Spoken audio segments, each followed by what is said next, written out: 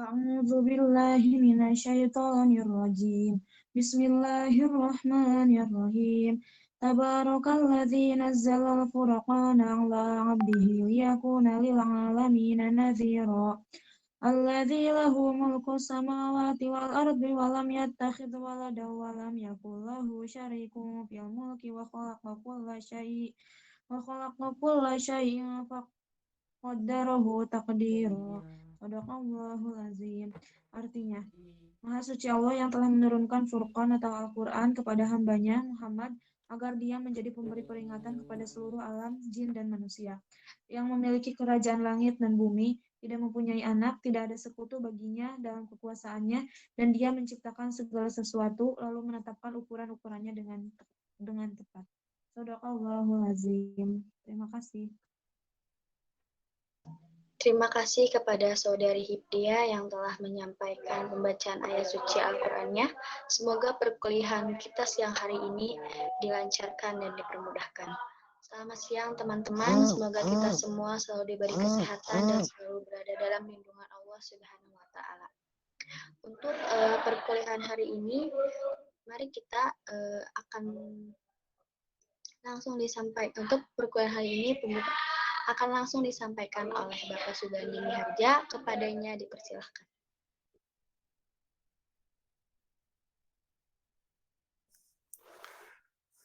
Assalamualaikum warahmatullahi wabarakatuh.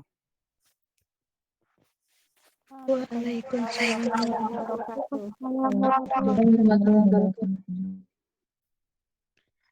Alhamdulillahi rabbil alamin. Allahumma shalli ala Muhammad wa sallallahu ajma'in.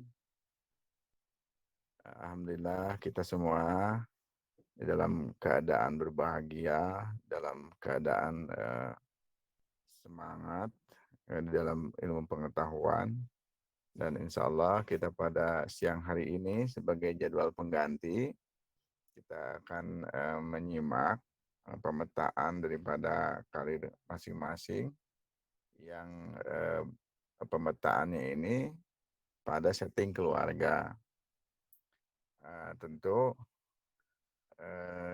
inspirasi ini nanti akan banyak kita dapatkan secara faktual gitu ya, data-data real, dan ini kita simak di sesi pertama.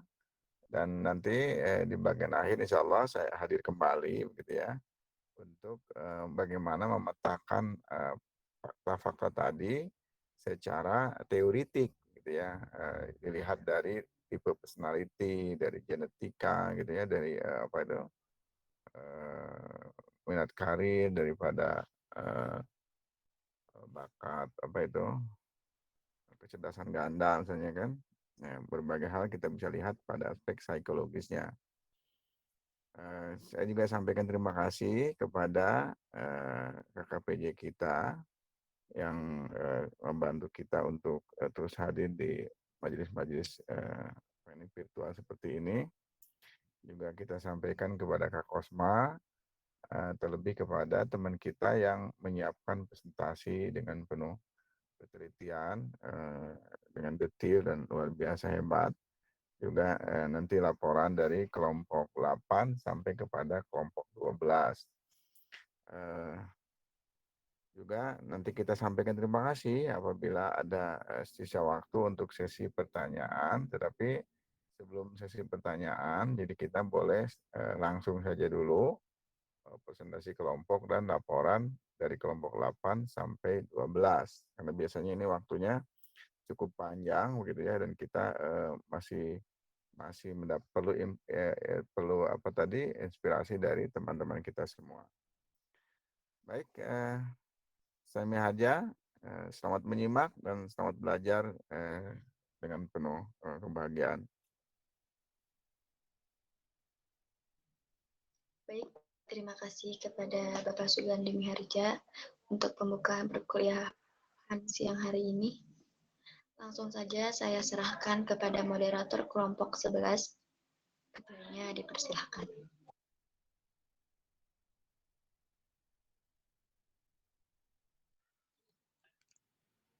Bismillahirrahmanirrahim. Assalamualaikum warahmatullahi wabarakatuh.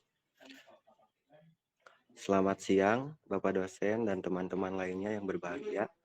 Pertama-tama, marilah kita panjatkan puji syukur kehadirat Allah Subhanahu wa Ta'ala karena telah memberikan rahmat sehingga kita dapat berkumpul pada hari ini. Perkenalkan, nama saya Hamdan yang akan bertugas sebagai moderator dari kelompok 11 dalam diskusi materi genogram family. Adapun anggota kelompok saya adalah yang pertama Galian Nur Lukman, kedua Hamdan Salim, saya sendiri, yang terakhir Hifdiyah Nur Ajijah. Baik teman-teman, langsung saja ke sesi penyampaian materi. Materi pertama tentang genogram keluarga akan dipresentasikan oleh saudari Hifdiyah. Kepadanya saya persilahkan.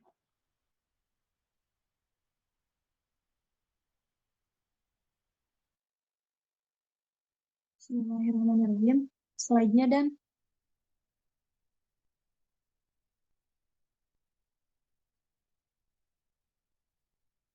slide selanjutnya.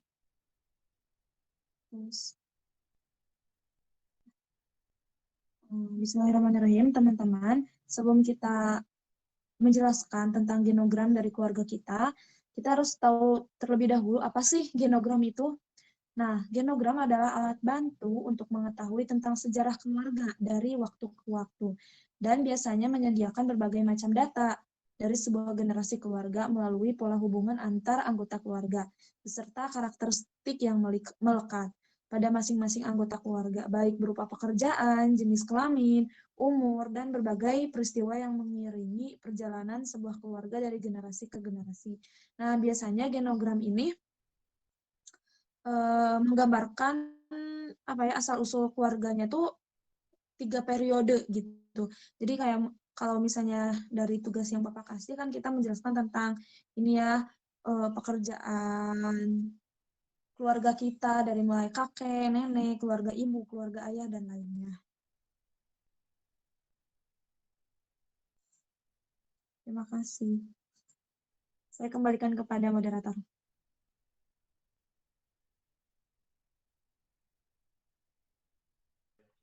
Baik, terima kasih kepada saudara Hifdiyah.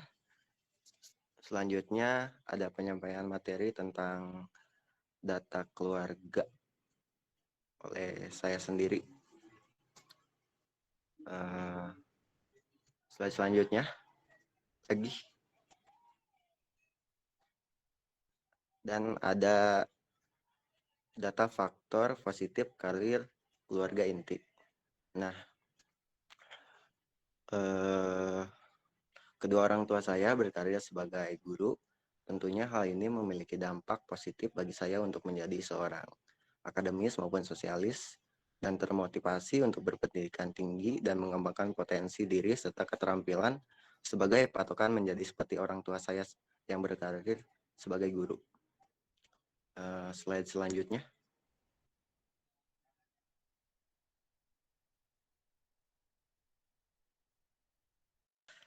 Dan ada data faktor positif karir dari keluarga kakek dan nenek, pihak ayah dan ibu.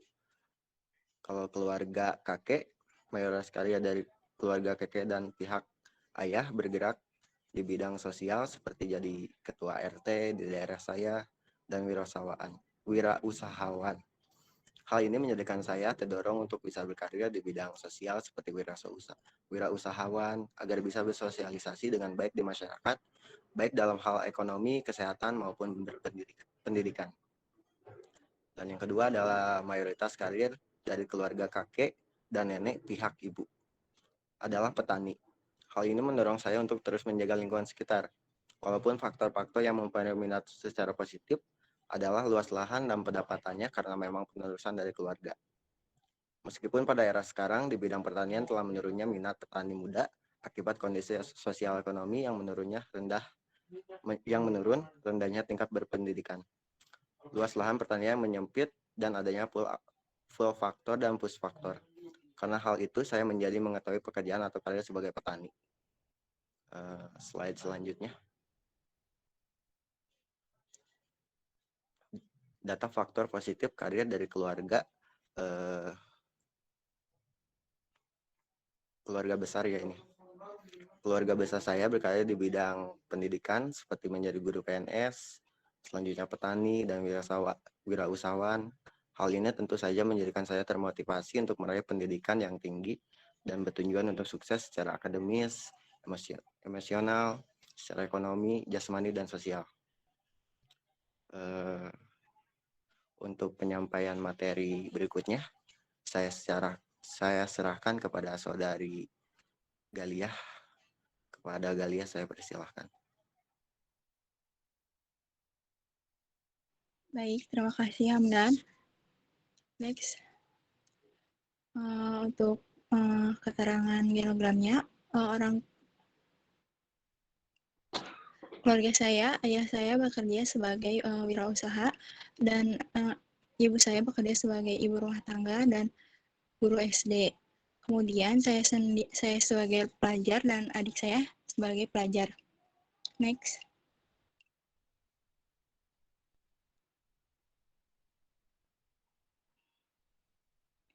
Nah, data faktor positif karir dari keluarga inti.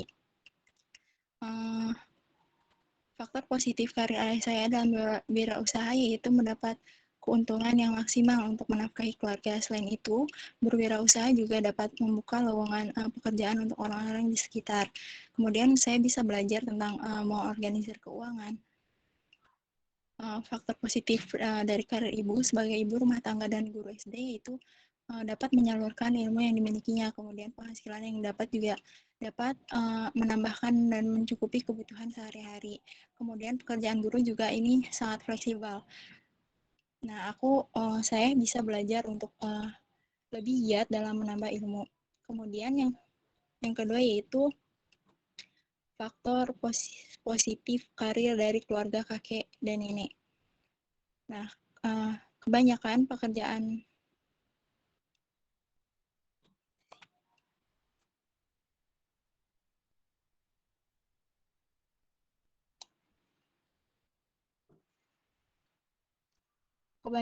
dari keluarga kakek dan nenek dari pihak ayah yaitu bekerja sebagai wirausahawan, guru, dan kepala sekolah. Nah, faktor positifnya, saya bisa berpulang menjadi wirausahawan.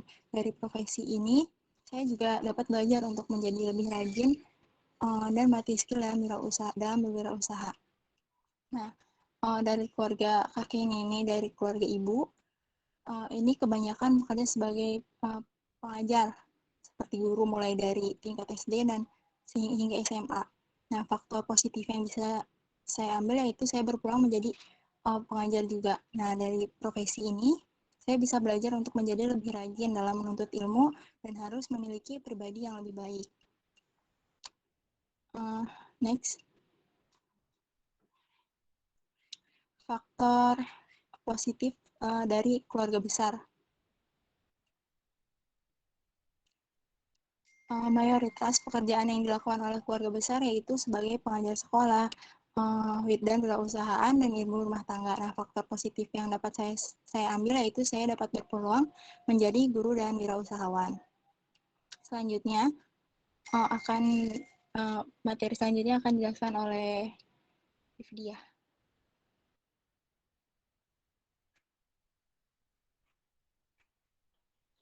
Baik, terima kasih kepada Aga. Materi selanjutnya akan disampaikan oleh Ifdiah. Kepada Ifdiah saya persilahkan.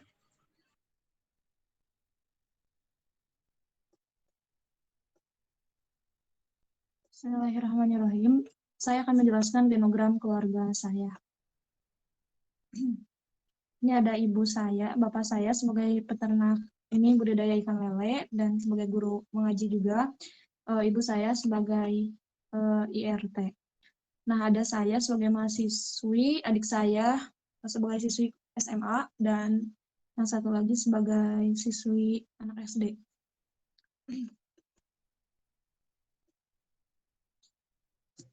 Selanjutnya, next slide selanjutnya.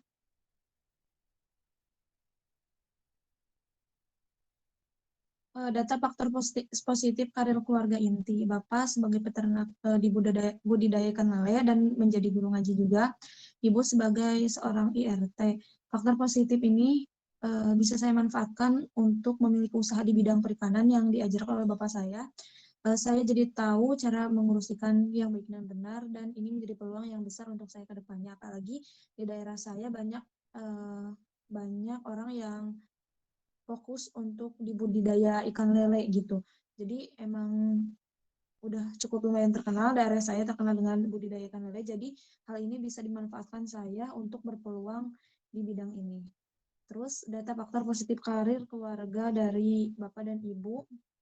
Dari keluarga Bapak sendiri banyak yang menjadi pedagang dan dari keluarga Ibu banyak yang menjadi pengusaha di bidang makanan ringan dan guru. Hal ini tentu saja banyak mengambil positif bagi saya gitu, berpeluang positif untuk menjadi pengusaha dan guru karena saya bisa melihat untuk menjadi pengusaha itu sesuatu yang luar biasa ya. Kita harus dituntut untuk bisa berpikir kreatif, inovatif, tidak pantang menyerah, bisa bertanggung jawab, bekerja sama dengan tim, melihat analisis kebutuhan pasar, memasarkan dagangan dan lain halnya, dan itu butuh ilmu yang sangat dalam gitu ya. Selain itu dengan karir sebagai sebagian lagi menjadi guru, saya berharap bisa berkontribusi mengamalkan ilmu yang saya dapat terutama saat ini kuliah di dunia pendidikan gitu. Apalagi sekarang melihat ya karakter anak bangsa itu semakin jelek gitu ya. Jadi penting banget nih untuk berkontribusi di dunia pendidikan apalagi di bidang konseling.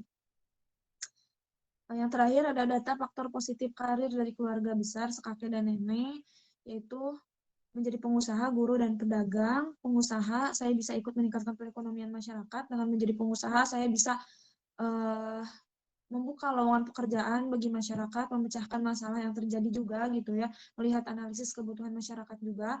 Yang kedua, menjadi guru, saya bisa berdedikasi dalam mencerdaskan anak bangsa gitu, terutama dalam meningkatkan karakter anak bangsa gitu, menjadi mempunyai akhlak yang berakhlakul karimah. Yang ketiga itu pedagang, menjadi seorang pedagang saya juga bisa belajar untuk melihat kebutuhan masyarakat, terus berinovasi dalam meningkatkan barang dagangan dengan melihat kebutuhan masyarakat. Sekian yang dapat saya sampaikan, saya kembalikan kepada moderator. Baik, terima kasih kepada Ibu yang telah menyampaikan materinya. Demikianlah kegiatan presentasi dari kelompok 11. Saya selaku moderator kurang lebihnya meminta maaf atas perbuatan ataupun kesalahan tutur kata. Saya serahkan kembali kepada perwakilan kelompok 8. Terima kasih.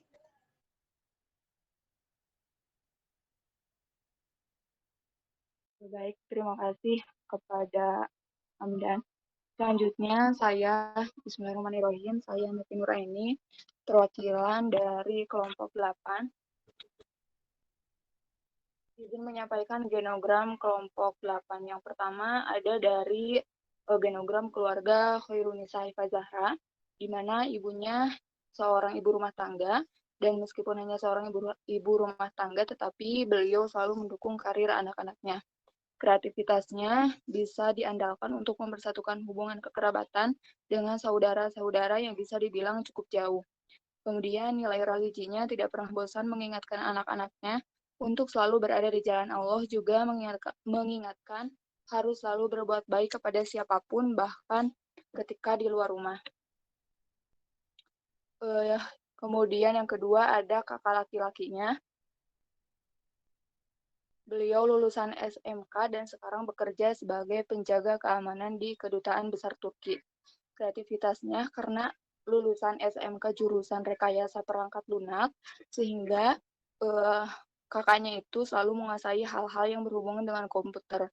Dia juga bisa menjadi tempat berbagi pengganti ayah. Nilai religinya menjadi contoh yang baik dalam hal keagamaan, seperti sholat tepat waktu dan tidak meninggalkan membaca Al-Quran.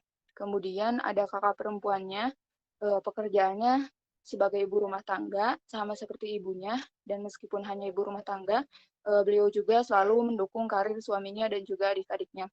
Kreativitasnya, pemikirannya yang selalu mengikuti zaman, sehingga paling depan perihal masa depan karir adik-adiknya. Nilai religinya, di keluarga Khairunisa ini, kakak perempuannya paling bagus dalam religi. Tidak pernah ragu memberi saran yang baik saat anggota keluarganya melakukan kesalahan. Kemudian yang selanjutnya dari genogram keluarga Hanif Praditya Fajari.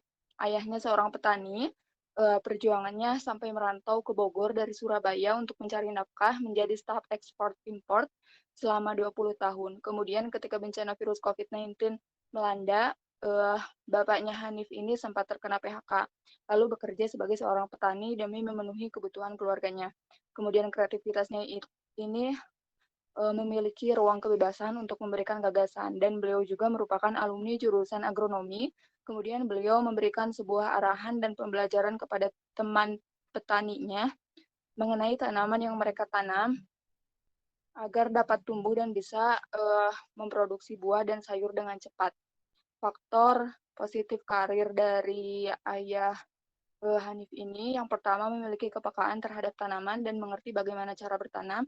Yang kedua dapat memanfaatkan sarana pendukung demi terjadinya sebuah tanaman yang sudah berbuah. Yang ketiga, imajinasi sebagai penggerak kreativitas dapat dimunculkan dari pengalaman pribadi, fantasi, ataupun asosiasinya yang selanjutnya dapat dikembangkan dan ditebarkan secara luas. Kemudian nilai religinya, ketika mendengar suara azan, beliau selalu mengingatkan dan mengajak anak-anaknya untuk segera melaksanakan sholat, bahkan sholat berjamaah. Ketika ada pengajian rutinan, beliau selalu mengajak anak-anaknya untuk selalu mengikuti pengajian. Kemudian ibu dari Hanif ini seorang ibu rumah tangga yang mendukung karir suami dan mengurusi kebutuhan rumah tangga dan anak-anaknya, dan menjadi pengatur keuangan dalam keluarga. Kreativitasnya, beliau pandai memasak dan terkadang menjual masakannya kepada orang lain, sehingga menghasilkan uang tambahan untuk memenuhi kebutuhan rumah.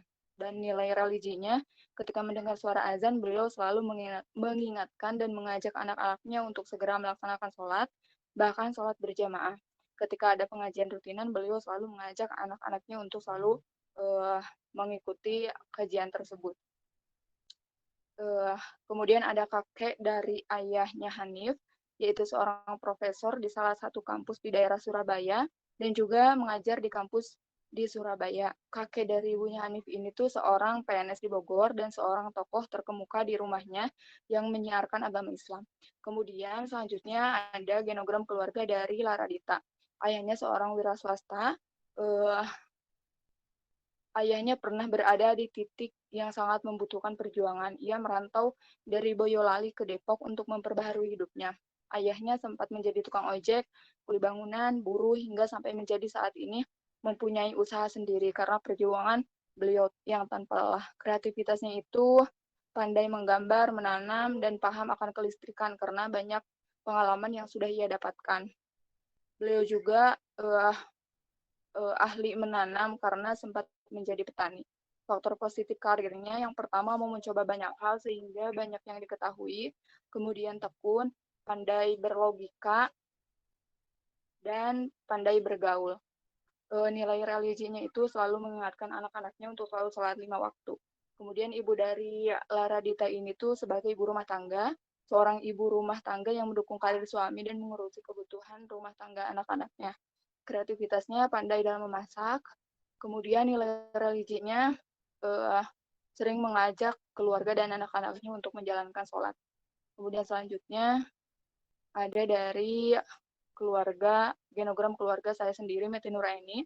Kakek dari ayah saya sudah meninggal, kemudian nenek dari ayah saya seorang IRT, kreativitasnya sangat pandai membuat dodol, nilai religinya sering mengikuti pengajian-pengajian dan tidak pernah melewatkan sholat sunnah dan membaca Al-Quran setelah sholat fardu. Keluarga dari ayah ada yang menjadi tenaga pendidik, wira swasta, dagang, dan juga petani. Namun keturunannya mendominasi menempuh gelar sarjana, ada yang bekerja menjadi tenaga pendidik, tenaga kesehatan, dan kepolisian. Kakek dari ibu seorang pedagang dan memiliki kedai sendiri. Selain itu juga mengelola kebun sebagai kreativitas untuk menambah penghasilan. Beliau juga dikenal sebagai seorang yang paham agama oleh masyarakat sekitar. Nenek dari ibu seorang IRT, perjuangannya sangat besar dalam membesarkan anak-anaknya. Kreativitasnya selain jadi IRT juga menjadi dukun beranak di tempat ia tinggal sebelum banyaknya bidan-bidan. Nilai religinya sering membantu anak-anak yang kurang berkecukupan. Kemudian keluarga dari ibu mendominasi menempuh gelar sarjana dan bekerja di Dinas Pendidikan dan Kesehatan. Kemudian ayah seorang wira swasta, perjuangannya harus merantau keluar kota untuk melakukan pekerjaannya. Kreativitasnya selain wira swasta juga mengolah perkebunan dan persawahan pribadi di kampung sebagai penghasilan tambahan. Kakek saya dikenal loyal, baik, dan sering ikut andil dalam menolong keperluan umum seperti pesantren dan masjid. Kemudian ibu, seorang IRT, perjuangannya sangat keren dalam mendidik anak-anaknya. Kreativitasnya dalam membuat kue-kue, masak, dan berjualan baju. Nilai religinya menyisihkan sebagian penghasilan untuk zakat, sedekah, dan sering membantu dalam melaksanakan perayaan-perayaan hari besar Islam di pesantren. Kemudian saya mempunyai kakak, yaitu laki-laki dan perempuan. Keduanya bekerja sebagai tenaga pendidik di sekolah yayasan. Perjuangannya untuk mendapatkan gelar sarjana dan magister ini harus merantau tinggal jauh dari keluarga. Kreativitasnya selain mengajar juga berjualan dan mengambil job designer untuk kegiatan-kegiatan tertentu di sekolahnya. Nilai religinya menyisihkan sebagian pendapatnya untuk orang-orang yang membutuhkan. Kemudian pilihan model karir yang paling mungkin ditiru bagi saya yaitu menjadi tenaga pendidik atau kependidikan dan karena sesuai dengan program studi yang saya jalani saat ini. Namun saya juga menginginkan untuk melanjutkan perkebunan keluarga saya untuk menjadikannya lebih modern dan menghasilkan nilai jual yang lebih tinggi. Selain mendapatkan income, juga akan mampu untuk membuka lapangan pekerjaan bagi masyarakat setempat. Sekian dari kelompok 8. Selanjutnya saya serahkan ke kelompok 9. Terima kasih. Baik, terima kasih. Saya perwakilan dari Bismillahirrahmanirrahim. Saya perwakilan dari kelompok 9 akan menyampaikan laporan genogram keluarga. Nah, untuk genogram yang pertama ada dari keluarga Laras Meila Trinasari. Laras terakhir dari keluarga yang rata-rata bekerja di ruang lingkup pendidikan, kesehatan, dan pengusaha. Nah, keluarga Bapak dan Ibu Laras banyak yang berkarir sebagai guru, pengusaha, serta staf paramedis seperti perawat rumah sakit, bidan, ketua bidang dinas kesehatan, dan kepala tata usaha puskesmas. Nah, selain bekerja, mereka juga membuka lapangan pekerjaan untuk orang lain, seperti menjadi pengasuh, pembantu pekerjaan rumah, atau menjadi salah satu karyawan toko. Nah, kreativitas yang mereka miliki, terutama pada keluarga Laras yang berperan sebagai pengusaha, mereka selalu membuat inovasi baru agar pemasukan toko bisa tetap stabil. Nah, di samping itu, keluarga Laras juga tidak lupa menyisihkan rezekinya untuk berbagi kepada orang yang membutuhkan, seperti membayar zakat, berkurban, melaksanakan ibadah umroh atau haji, dan sebagainya. Nah, tidak jauh dari keluarga, Laras juga ingin berkarir di dunia pendidikan ataupun kesehatan. Nah, untuk menjadi pengusaha, Laras kurang berminat karena kurang berbakat. Namun, jika untuk dijadikan sebagai pekerjaan sampingan, insya Allah bisa dicoba. Nah, karena itu, Laras nantinya akan menjadi lulusan bimbingan dan konseling Islam. Maka minat karir Laras sesuai dengan jurusan yang Laras tempuh, seperti menjadi guru BK di sekolah atau perawat rohani Islam di rumah sakit. Baik, untuk genogram yang kedua ada dari keluarga Dita Hoirunisa. Nah, rata-rata dari keluarga Dita sendiri memiliki karir sebagai wira swasta atau memiliki usaha sendiri. Nah, beberapa keluarga memiliki kreativitas yang tinggi karena dalam berbisnis selalu ada naik dan turunnya. Tetapi dengan kreativitas atau inovasi yang dikembangkan membuat usahanya masih bertahan sampai saat ini dan dapat membuka lapangan pekerjaan bagi orang lain.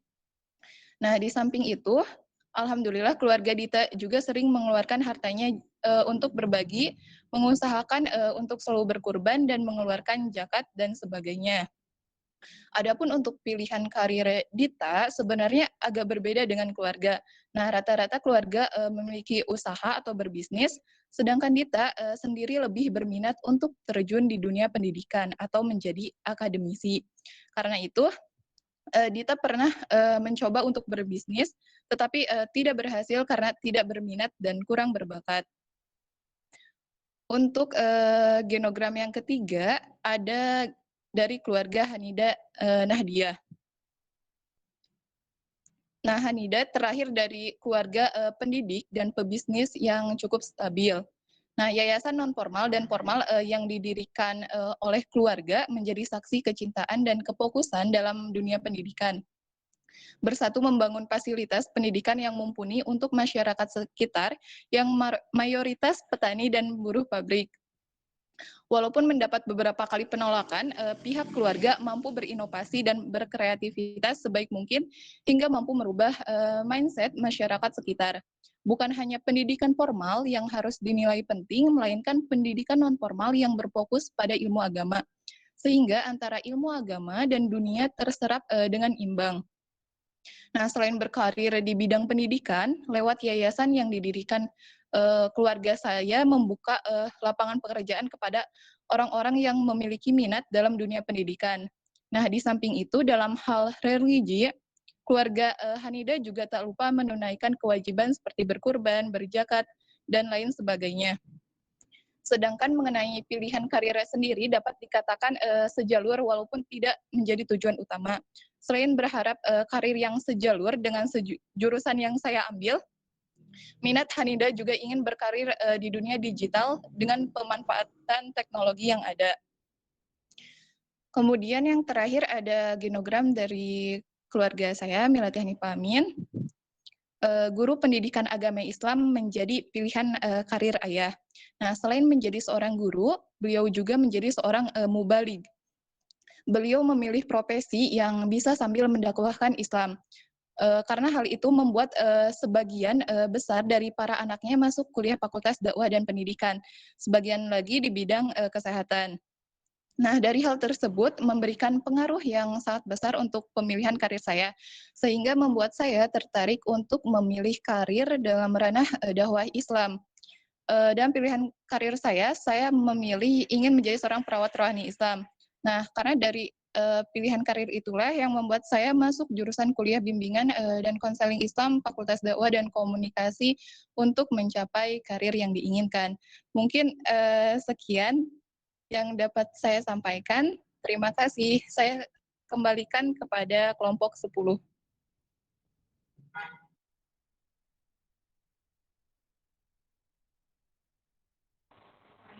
Baik, saya perwakilan kelompok 10 akan melaporkan genogram dari kelompok 10. Yang pertama, dari saya sendiri, ayah saya bekerja sebagai wira swasta, perjuangan sejak SATA fokus pada dunia permesinan. Nah, kreativitasnya selalu ada ide baru untuk menggunakan perbaiki berbagai mesin. Pun sekarang bekerja di dunia alat berat gitu ya. Terus religinya selalu tepat waktu dan puasa sunnah. Kemudian ibu saya bekerja sebagai guru PNS, guru SD. Perjuangannya dari mengajar TK sampai menjadi PNS. Kemudian kreativitasnya menabung, kemudian arisan dan memiliki bakat memasak. Terus nilai religinya itu selalu tepat waktu, selalu mengingatkan keluarganya untuk sholat, terus sholat duha dan puasa sunnah. Dan ibu saya juga sering mengingatkan keluarganya dan mengajak keluarganya untuk beribadah sunnah.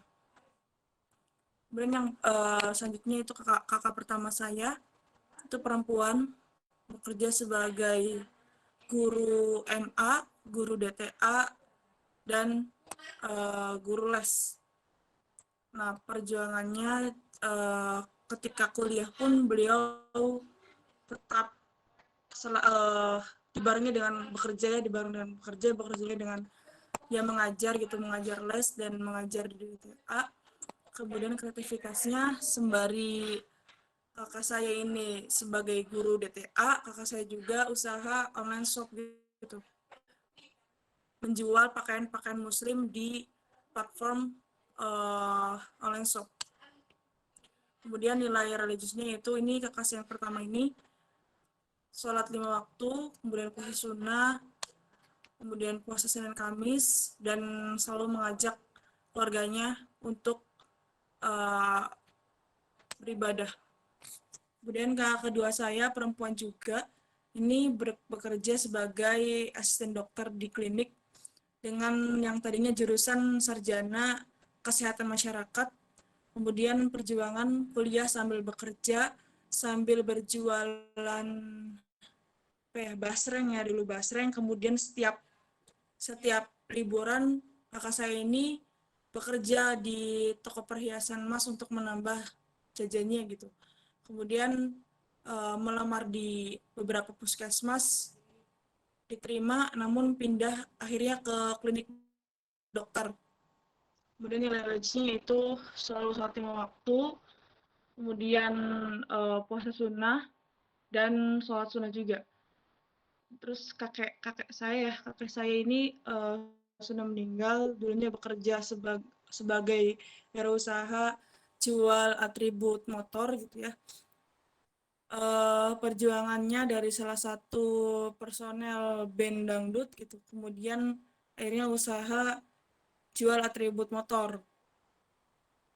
Nah, kreativitasnya selama di dunia permesinan, kemudian nilai religiusnya, kakek saya ini dulu sering menjadi imam di salah satu musola dan sering memberikan pengajian di musola tersebut.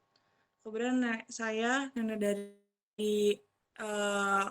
ibu saya ini basicnya adalah sebagai ibu rumah tangga, namun untuk membantu suaminya, beliau ini bekerja atau berusaha ya warung kecil-kecilan di depan rumahnya. Kemudian kreativitasnya juga sama, memiliki keahlian memasak. Terus perjuangannya ini dari menikah ini selalu membantu dan menemani suaminya untuk mencari nafkah. Kemudian kakek dari ayah saya ini dan neneknya itu sama-sama membuka warung makanan yang mana dimasak sendiri, dijual sendiri seperti kayak warung makan gitu. Kemudian di situ juga ayah saya membantu dalam setiap penjualannya. Nah, keluarga besar saya ini kebanyakan bekerja sebagai guru, PNS, nakes, kemudian karyawan dan wirausahawan gitu ya. Melihat genogram keluarga saya ini sesuai dengan pilihan karya saya ini ada gitu ya, kayak misalkan pegawai, PNS itu memang sesuai dengan pilihan saya, namun saya ini ingin sedikit berbeda. Saya lebih ke fokusnya ke pegawai di Kemenag atau BNN atau mungkin saja di dunia pendidikan. Nah, kemudian saya juga ingin mendirikan usaha ya atau bisnis sampingan untuk menambah karir saya. Nah, keluarga saya juga ini sangat menjaga sholat 5 waktu. Ibu saya juga sering mengingatkan kepada keluarga untuk sholat. Ibu saya juga sering mengajak anaknya untuk melaksanakan sholat dan puasa sunnah. Nah, pun saya juga sekarang sebagai mahasiswa tapi bekerja mengeles satu anak di rumahnya setiap maghrib. Kemudian pilihan yang mungkin ditiru adalah mungkin sebagai pegawai di suatu perusahaan atau bisa jadi PNS di suatu lembaga dan merangkap juga menjadi wirausahawan. Selanjutnya dari hilal diagramnya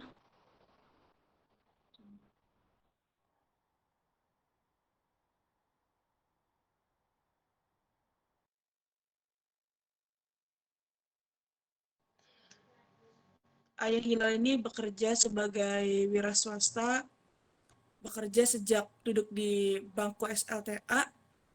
Saat ini lebih berfokus mengurus ternak. Kemudian beliau ini selalu sholat berjamaah, mengikuti pengajian dan tadarus. Lalu ibunya Hilal ini bekerja sebagai guru dan ibu rumah tangga. Kemudian kreativitasnya selalu memiliki ide agar memiliki tabungan, seperti menabung atau mengikuti arisan setiap tahunnya. Nah, ibunya Hilal ini memang sering mengikuti pengajian dan melakukan ibadah-ibadah sunnah lainnya.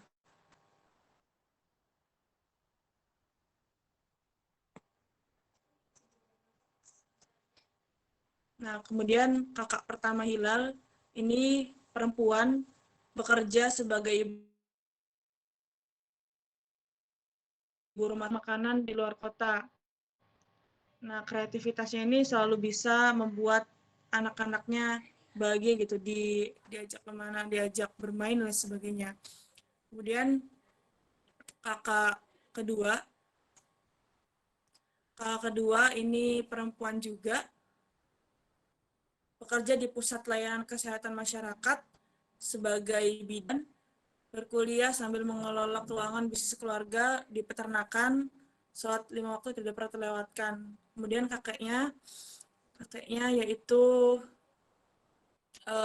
sudah meninggal dunia, tapi beliau dulunya bekerja sebagai petani di ladang sendiri dan menjualnya sendiri gitu. Selalu sholat tepat waktu dan berjamaah di masjid dekat rumah. Kemudian neneknya bekerja sebagai ibu rumah tangga dan membantu kakek menjual hasil kebun di warung depan rumah. Dalam ke pengajian, rutin menjalankan ibadah sunnah dan sangat taat menjalankan ibadah wajib. Nah, keluarga besar Hilal ini kebanyakan bekerja sebagai pedagang, petani, dan wira swasta. Nah, melihat genogram keluarga Hilal ini, hal ini pilihan karir Hilal.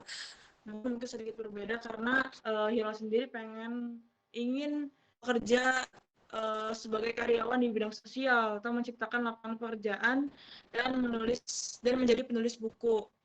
Nah, dari dulu keluarga Hilal ini selalu mengajarkan agar Hilal taat beragama.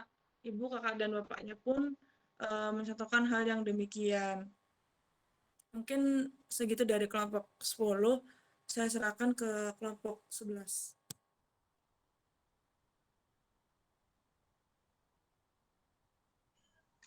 Bismillahirrahmanirrahim. Saya Eza Wahyudini, perwakilan dari kelompok 12, akan menyampaikan genogram dari kelompok kami. Nah, yang pertama genogram dari Intan Musyaropah. Adapun faktor positif karir dari keluarga inti Intan, ayahnya bekerja di proyek. Adapun perjuangan ayahnya Intan itu sejak beliau beranjak dewasa dan keluar dari pesantren, beliau mulai mencari pekerjaan. Karena mayoritas di lingkungannya itu bekerja ke proyek, akhirnya beliau mencoba ikut gabung dengan yang lainnya. Waktu berlalu hingga pada akhirnya beliau dapat kepercayaan untuk menjadi mandor dan memiliki banyak bawahan. Beliau telah membawa banyak bawahannya ke beberapa proyek di luar Jawa, seperti di PLTU di Bengkulu, pabrik kelapa sawit yang ada di Kalimantan. Nah, adapun faktor positif karir dari keluarga kakek nenek pihak ibu Intan. Kakek Intan adalah pemilik mebel kayu. Ia memiliki 4 orang anak, 3 diantaranya perempuan. Selain memiliki mebel kayu, beliau juga mendirikan home industri keripik. Tujuannya agar ketiga anak perempuannya tidak menjadi pengangguran. Dan alhamdulillah kedua usaha yang beliau dirikan sukses besar. Di sisi lain, karena kakeknya Intan pemilik mebel, maka otomatis anaknya yang laki-laki bekerja di sana. Selain itu, ia juga mengelola home industry yang bertugas sebagai kurir. Seiring berjalannya waktu, seiring bertambahnya modal juga, akhirnya kakek Intan memberikan mesin potong kayu agar omnya Intan memiliki pekerjaan tambahan selain di mebel dan kurir. Namun, setelah kakeknya Intan meninggal, bisnis keduanya juga berhenti.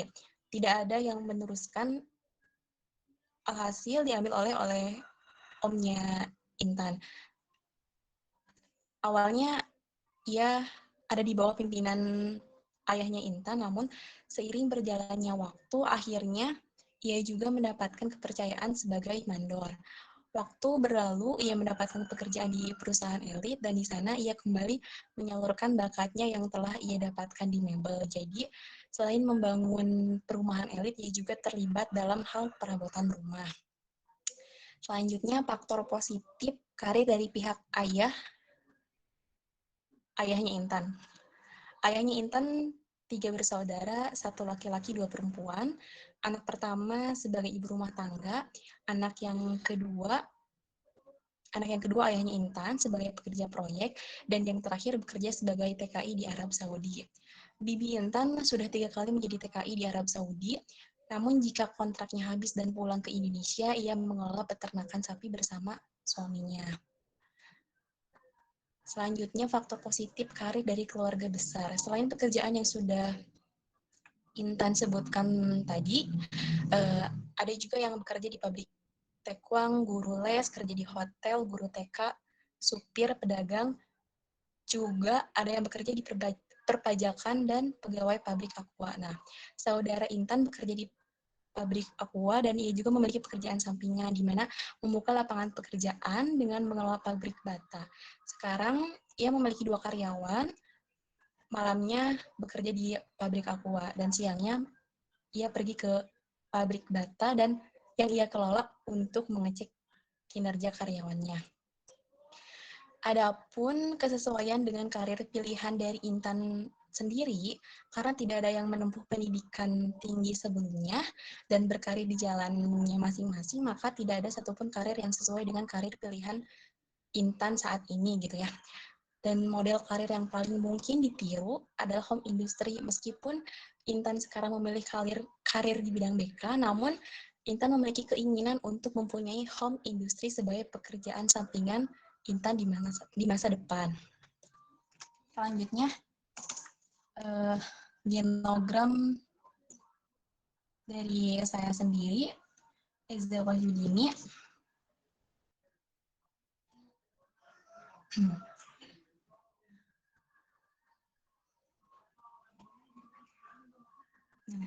Nah, selanjutnya genogram dari saya, Eza Wahyudini, diawali dari ibu bapak dari pihak ayah saya atau kakek nenek saya dari pihak ayah mempunyai 3 orang anak. Anak pertama itu berkarir sebagai guru, anak kedua ayah saya sendiri sebagai berkarir di pengabdi negara di TNI Angkatan Laut, dan anak ketiga itu sebagai berusaha di bidang jual beli motor. Jika dilihat dari semuanya, karir yang ditempuh beragam ya. Ada yang di bidang pendidikan, bisnis, dan juga ya sebagai pengabdi negara. Selanjutnya, ibu bapak dari pihak mama atau kakek nenek saya dari pihak mama. Kakek nenek saya dari pihak mama mempunyai 6 anak. 4 dari 6 anak kakek nenek saya berkarir di bidang pendidikan ya, sebagai guru, baik itu guru SD, SMP, ataupun SMA. Selanjutnya, keluarga inti saya, orang tua saya mempunyai 3 anak. Anak pertama saya sendiri, Eza Wahyudini, sekarang sedang berjuang menempuh pendidikan di bidang BKI, dan kedua adik saya juga sama-sama sedang berjuang menempuh pendidikan di tingkat SMA dan juga sanawiyah. Jadi belum ada yang berkarir secara profesional di dalam suatu bidang karena masih menjalani pendidikan. Adapun faktor positif karir yang bisa saya dapatkan dari keluarga besar saya, karena besar di lingkungan yang mayoritas berkarir sebagai seorang guru, secara tidak langsung saya diajarkan sopan santun, tata krama, serta kesopanan dalam berbahasa gitu. Dan itu sangat berdampak positif bagi saya pribadi. Adapun kesesuaian dengan pilihan karir diri sendiri dilihat dari bidang pendidikan yang sedang saya tempuh saat ini, mungkin bisa saja saya menjadi seorang guru gitu ya, menjadi seorang guru BK. Tapi untuk saat ini sampai detik ini, ketertarikan saya saat ini itu ingin berkarir menjadi konselor dan pendidikan atau non keguruan gitu. Adapun pilihan karir yang paling ditiru yaitu yang paling ditiru oleh keluarga besar saya yaitu menjadi seorang pendidik ya, menjadi seorang guru gitu. Berkhusus dari pihak keluarga mama yang anak-anaknya itu ya dari 4 dari 6 anaknya itu kan menjadi seorang guru gitu, dan itu menurun ke cucu-cucu kakek nenek saya gitu. Hampir semua jadi seorang guru, tapi tidak semua juga. Mungkin segitu genogram dari saya. Selanjutnya genogram dari Mia.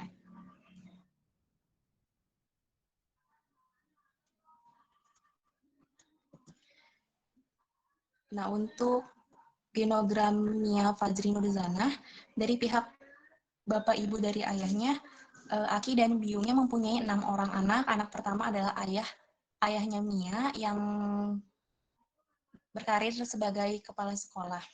Dan anak keduanya sebagai buruh, anak ketiganya sebagai pedagang, dan anak keempatnya sebagai buruh. Anak kelimanya juga sebagai pedagang, dan yang terakhir sebagai pedagang juga. Nah, selanjutnya bapak ibu dari keluarga mamahnya Mia, abah dan emaknya mempunyai 5 orang anak. Yang pertama berkarir sebagai pengembala, yang kedua sebagai pedagang, yang ketiga sebagai peternak, dan yang kelima ibunya Mia yang berkarir sebagai guru.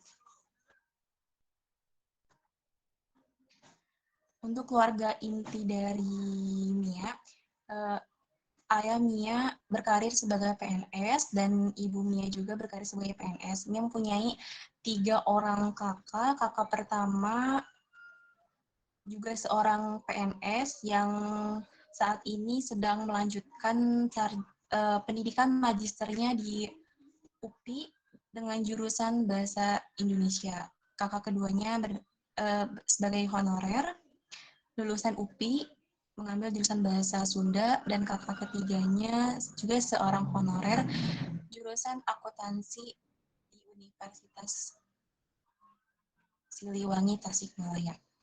Adapun perjuangan dari ayahnya Mia itu, beliau berasal dari keluarga yang sangat sederhana. Sejak kecil beliau juga sudah bekerja keras.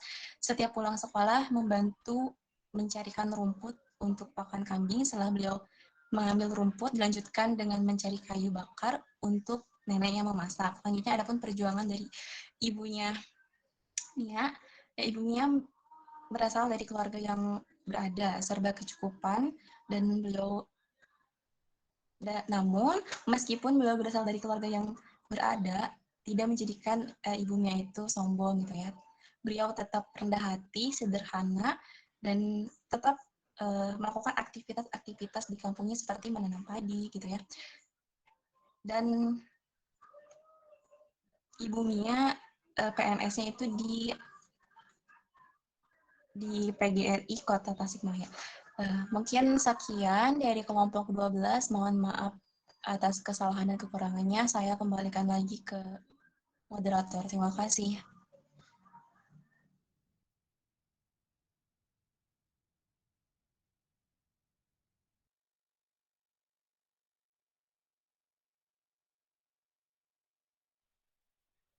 Baik, terima kasih kepada perwakilan-perwakilan kelompok yang telah membacakan hasil diskusi genogramnya. Selanjutnya saya serahkan kembali kepada Bapak Sugandi. Kepada Bapak dipersilakan.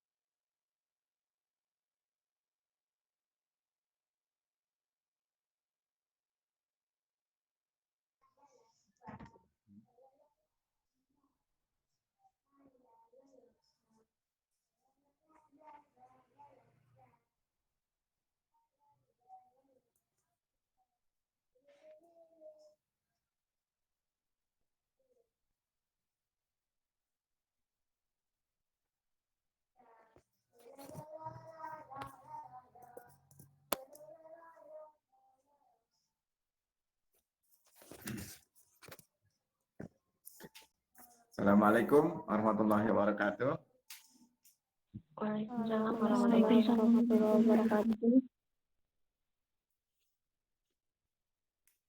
Alhamdulillah kita semua mendapatkan inspirasi banyak dari pemetaan keluarga masing-masing. Ada banyak sesuatu yang bisa kita bentangkan berdasarkan data dari keluarga. Yang pertama ada dari keluarga-keluarga kita itu, mereka seluruhnya pada bergerak di bidang kegiatan non formal. Yang dimaksud non formal itu ya bukan perkantoran, begitu ya. Mungkin juga tidak tidak terukur dengan tidak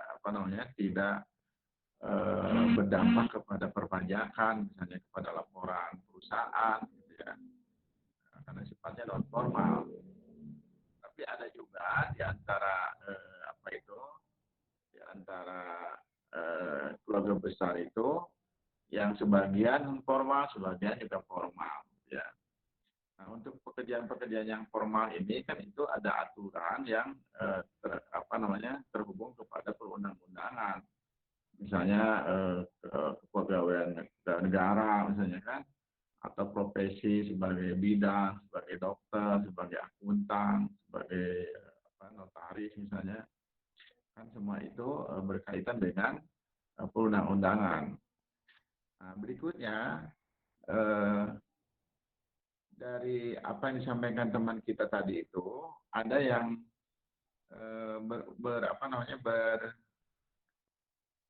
bersentuhan dengan aspek-aspek yang menyangkut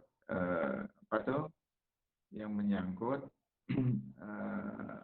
personality type, gitu ya, tipe daripada kepribadian. Tipe kepribadian ini misalnya kan pada kriteria ada yang extrovert, ada yang introvert misalnya. Jadi pada tipe kepribadian yang seperti ini, yang extrovert introvert ini, misalnya begini, bapaknya adalah seorang pedagang, ya. Ibunya juga pedagang, kakeknya pedagang, tapi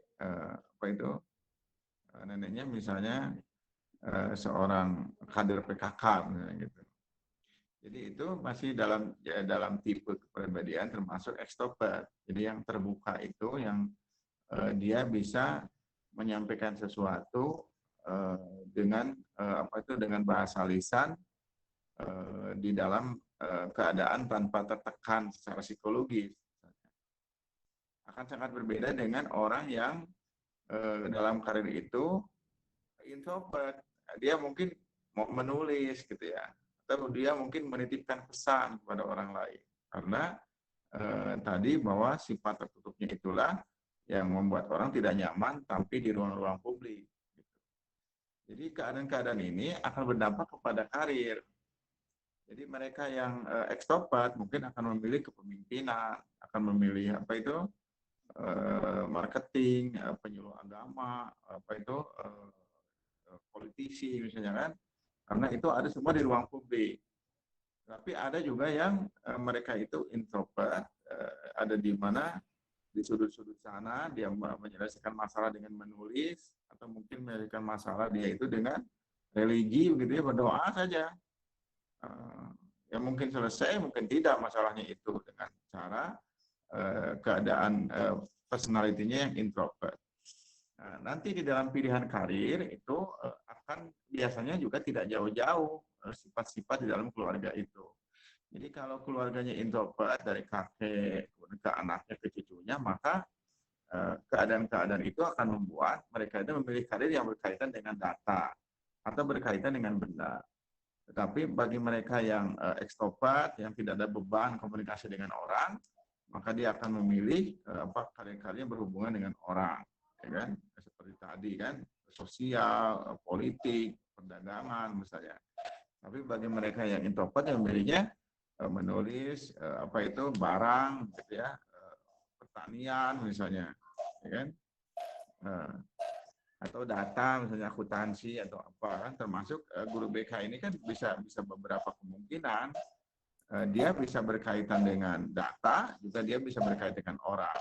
Kalau dia berkaitan dengan data, mungkin arahnya kepada instrumentasi, gitu ya, kepada datanya, pendataan bimbingan konseling. Dia melakukan angket, melakukan pemetaan secara statistically misalnya. Tapi bagi mereka yang extrovert, mungkin tanya aja lah, nggak apa-apa, capek juga kan. Saya nggak ada beban, saya nanya ke orang, gitu, misalnya kan. Jadi hal-hal seperti ini akan bertaut dengan tipe karir berdasarkan tipe kepribadian. Nah, demikian juga di dalam bidang karir keluarga itu berkaitan juga dengan aspek penalaran gitu ya.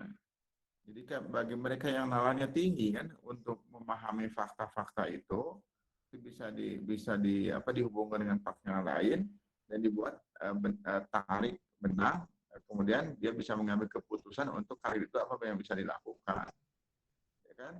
Dalam konteks ini kita sering melihat misalnya kan di satu keluarga itu ulama semua gitu ya, intelektual semua, fisiknya bagus-bagus, akhlaknya hebat-hebat, sedekahnya pun melampaui yang lain. Nah, kan ada yang begitu. Ada juga yang sudah sakit-sakitan, mulutnya kotor gitu ya, yang dibicarakan hanya fitnah dan gugatan kepada orang. Ya, tidak ada solusi dan keberkahan kepada dia dan kepada orang lain. Naudzubillah ini kan. Nah, ini adalah faktor tadi. Jadi bagaimana orang kemudian memahami realitas-realitas tadi itu kepada hubungan-hubungan yang logik, dan dia memutuskan untuk mengambil peran-peran dalam bidang karir. Misalnya begini, ketika hujan itu turun lebat, gitu ya, orang biasa mengatakan, wah hujan lagi. Dia berpasrah diri dan mengomel kepada fakta itu. Tapi bagi orang bernalar tinggi itu, ketika hujan tinggi, maka dia hujan banyak, maka dia akan memutuskan, oh kalau saya punya lahan, saya akan saatnya menanam. Kalau saya punya punya kolam, saatnya saya untuk memelihara perikanan. Kalau saya punya kerajinan home industri, saatnya untuk produksi payung atau produksi jas hujan, produksi apalagi kan gitu. Termasuk produksi layanan untuk perbaikan genting misalnya, jasa perbaikan genting di perumahan-perumahan, layanan bocor rumah, disewanya borong aja berapa itu kan, misalnya jualan lem anti bocor dan macam-macam.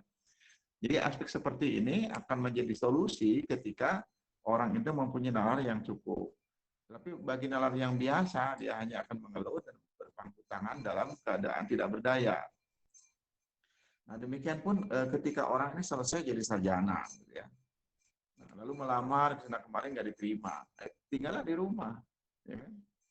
Nah, tentu untuk nalar-nalar yang nalar yang tinggi, ketika dia tidak terima itu di mana, di sekolah, itu dia akan sekolah lagi sama sekolah S2. Siapa tahu di jasa S2 ini saya akan mendapatkan kesempatan karir yang lebih luas dan kompetisinya tidak sebanyak untuk S1. Maka dia ikut S2, 2 tahun selesai misalnya kan. Kemudian ikut tes, karena kemarin nggak lulus tuh, ketemulah dengan politisi, hanya ikut pencalonan anggota parlemen, gagal, tapi kemudian dapat proyek, jadilah pengusaha. Jadi proses-proses seperti ini itu diperlukan nalar yang sifatnya itu genetis, kan? Jadi bawah lahir kapasitas intelijensi itu, dan kemudian dia berkembang berdasarkan anugerah dari Yang Maha Kuasa tentang kapasitas intelijensi itu. Tetapi tentu intelijensi ini dalam karir keluarga tidak akan memberi banyak mana kalau orang itu nggak punya akhlak, nggak jujur misalnya, nggak ada komitmen, ya kan gitu, nggak ada apalagi nggak ada ketulusan gitu ya, atau hanya bicara menuntut saja, mana gajiku, mana hakku, mana macam-macam, tanpa dia berpikir empati kepada apa yang jadi masalah orang lain, maka karir dia tidak akan berkembang. Dia tidak akan menjadi poin hitungan sukses bersama di dalam karirnya, kira-kira begitu ya. Jadi hukum-hukum senantiasaan di dalam karir keluarga itu tidak jauh-jauh berkaitan dengan kapasitas intelijensi, aspek aspek tipe kepribadian maupun lingkup minat karir dalam orang itu. Ada misalnya yang berdekatan, bapaknya petani misalnya, lalu kakeknya adalah seorang pandai bikin golok, bikin cangkul misalnya. Lalu salah seorang anaknya menjadi tentara gitu. Nah, itu bertautan itu, karena 3 pekerjaan itu adalah praktikal, jadi berurusan dengan bara. Dan 3 pekerjaan itu pun berurusan dengan outdoor, pekerjaan di luar ruangan. kan tentara di luar ruangan, petani pun di luar ruangan. Gitu ya. Jadi itu ada suatu kesamaan di dalam tipe karir. Jadi kita ini bisa mengelompokkan tipe-tipe tadi itu pada kriteria-kriteria, sehingga kita bisa menempatkan diri kita. Jadi diri kita ini yang paling layak, paling ideal, paling nyaman itu di tipe karir seperti apa. Tentu kita tidak bisa menyamakan diri kita dengan tipe kepribadian yang lain. Misalnya, tipe yang lain bisa berdagang, dia bisa ngobrol panjang lebar, orang mengerti dan barangnya laku, gitu ya. Nah, itu yang extrovert nggak masalah, ya kan? Tapi bagi yang introvert, dia nggak bisa ngomong, gitu ya. Baru ngomong sebentar pun sudah keringetan karena malu takut salah, gitu. Maka tentu dia berdagangnya jangan berdagang menggunakan cara-cara lelang menggunakan lisan. Dia kan boleh lelang menggunakan tulisan, misalnya di online shop, ya kan? Nah, dia tidak mau menampilkan foto dia sendiri, gitu ya. Dia lebih nyaman dengan tidak menampilkan identitas dirinya itu. Jadi tetap saja dia bisa berdagang walaupun dia orangnya tertutup. Secara genetis begitu. Kemudian aspek kapasitas, intelijensi. Kalau dia misalnya identitasnya masih umum, dia kan bisa ngajak orang yang cerdas, gitu ya. Yang jenius, yang superior di bidang itu penalaran. Ya kan jadi sukses juga. Misalnya begini, kita ini terlibat dalam proses industri, kita ini nggak ngerti suatu mesin, ya minta tolonglah kepada orang yang paham, nalarnya cukup buat mesin. Jadi jangan paksakan kita yang nalarnya rendah. Ya kan? Walaupun nalarnya tinggi juga, kalau nggak belajar di bidang apa itu, di bidang logam, kan gitu, metalurgi, di bidang apalagi kan itu tentu akan jadi tersita waktu untuk belajar dari kegagalan. Nah, maksud kita bahwa sukses memerlukan kegagalan yang lama dan waktu yang lama. Tapi kalau kita mengajak orang yang punya kompetensi untuk itu, kan kegagalan itu sebentar dan hasil yang didapat juga menjadi lebih banyak. Ya kan ini keadaan-keadaan ini bisa kita petakan. Kemudian apakah kita ini mesti ikut alur daripada keluarga besar? Ya tidak mesti juga. Misalnya tadi di keluarga saya nggak ada yang pekerjaannya formal. Di keluarga saya nggak ada ijazahnya melebihi SMA. Gitu. Lalu saya sekarang S1 berarti saya harus non formal juga. Nggak mesti juga. Ya kan? Nah, tergantung tadi tipe kepribadian dari yang bersangkutan. Jadi dia mungkin siapanya kan menjadi kader PKK. Gitu. Dan dia bisa jadi guru BK, menjadi penyuluh agama. Karena tipenya sama. Jadi kader PKK itu kan dia ada di panggung. Dia juga terikat dengan aturan-aturan di dalam komunitas. Nah, guru BK juga sama kan. Nah, dia di panggung formal dan terikat dengan aturan-aturan. Jadi aspek ini dapat kita petakan secara teoritik di dalam diri kita, yang kemudian dari sini kita bisa menarik suatu keputusan karir, suatu alternatif dalam berkarir dan keputusan-keputusannya, dan tahapan-tahapan untuk mencapainya, gitu ya. Jadi jangan sampai kita ini dalam kekagetan, dalam kemandekan, kebekuan tentang rencana karir. Atau kita ini melampaui daripada kapasitas kita. Jadi kita ini misalnya mobil bak terbuka, tapi berpikir sedan, kan nggak nyambung gitu. Kalau sedan kan berangkat kemana kemari di bawah konsep.